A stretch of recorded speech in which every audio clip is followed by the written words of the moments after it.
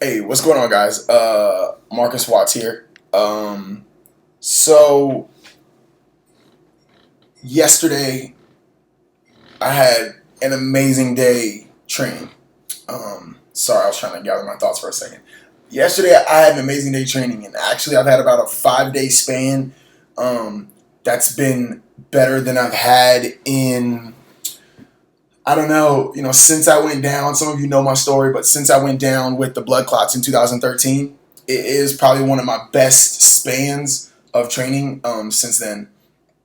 And so, yesterday being the tip of that, or being the top of that, where I squatted like 10 pounds under my lifetime best pretty easily after barely warming up, and I hadn't even been doing lower body focused stuff and really high volume bodybuilding.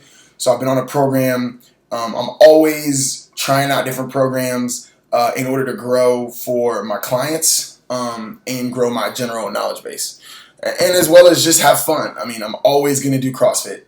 I just love the high intensity. It's one of the only things that I think simulates what it's like to be in a team sport.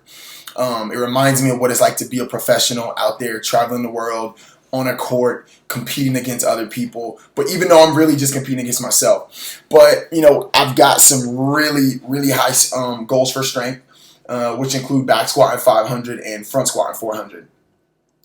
So it's just been a really, really big focus to find the right way, being plant based and now being a full blown vegan, to get the calories that I need to find the training that's going to work for me with my schedule. Besides the gym, got a lot of other businesses and business projects that I'm involved in. So it's important to kind of balance that stuff out.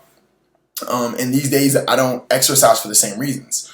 Before it was to literally hurt other grown men into submission on a court. It was about making people fear me, about imposing my will, about keeping my body and my mind ready to perform 3-4 nights a week, putting some heavy minutes and poundage on my body. And I've been doing that since I was like 9 years old, and it takes a toll on you. But now the training's just a little bit of a different focus. So finding that mix of nutrition, finding the mix of training, finding the mix of mindfulness, taking the time for myself, the time for my business, all this stuff starts to come into play.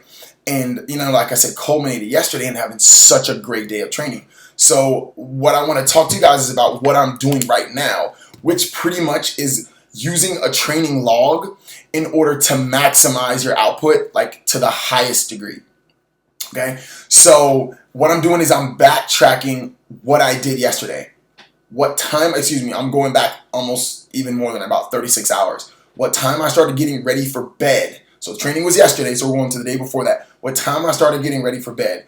What I ate for my last meal. What I drank with my last meal. How long I slept for. What time I woke up. And then I'm going from there, all the meals that I had throughout the day. So yesterday I ended up, I coached in the morning. I trained in the afternoon around 3:30 with my homeboy Josh Bridge, who's my training partner now. He's a great training partner. And then I coached, and then I trained again. So I'm tracking everything. What I had for breakfast, how much coffee I had, what I put in my coffee. My morning smoothie is normally a green smoothie. What I had in that smoothie.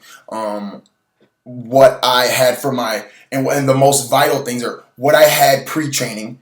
All right, what I mixed, because I have a lot of intra-training shakes, a lot of intra-workout shakes I talk to you guys about a lot. What I had in my intra-shake, and then what I had for my meals following that and what I was doing.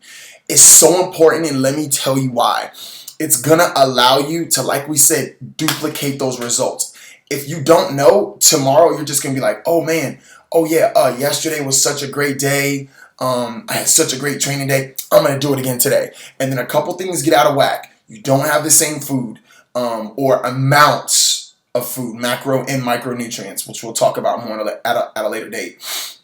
Your training times are different. So maybe people are bothering you or talking to you. They have more access to you, so they can kind of interrupt the flow of your training. Those little things can come into play. It's a time that maybe just isn't as open for you. You know what I mean? And then also, of course, logging what you did, going back, logging all your weights and stuff.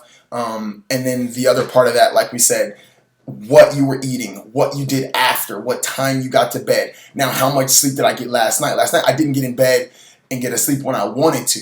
I still ended up getting the sleep, but things are already off from yesterday. So if I really wanted to duplicate it, and I did this when I played pro ball, if I had a really great game, 35 points, 20 rebounds, hey, I'm going to try to follow that up. What did I do the day before? What did I eat? What time did I go to bed? What time did I wake up? What time did I head to the arena? What did I eat when I got there? All that stuff. So the basis of what we're talking about today is tracking for performance. And this isn't in just fitness. When you have good days in business, I crushed it today in sales. What have I been doing the last week? What did I do yesterday different? Did I get up? I ate. I meditated. I exercised. I did something that brought me some joy, which for me is like walking my dog or taking my dog out on the longboard.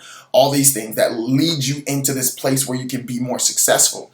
So yeah, I just wanted to share that with you guys. If you're getting great things happening in your life, don't just let it hinge on, oh yeah, yesterday was a good day. Listen, there's a way that you can manipulate that. So let's go back, let's find out what they are, and let's find more ways to get you performing, whether it's in the gym or in everyday life, right? Stay tuned, because I promise you guys, I'm going to be doing a lot more of this. You guys can look forward to the blog that's coming, A Tall Man's Guide to Plant-Based Fitness, and just living healthy in general, as well as a couple other projects. So stay working out there, y'all. Later.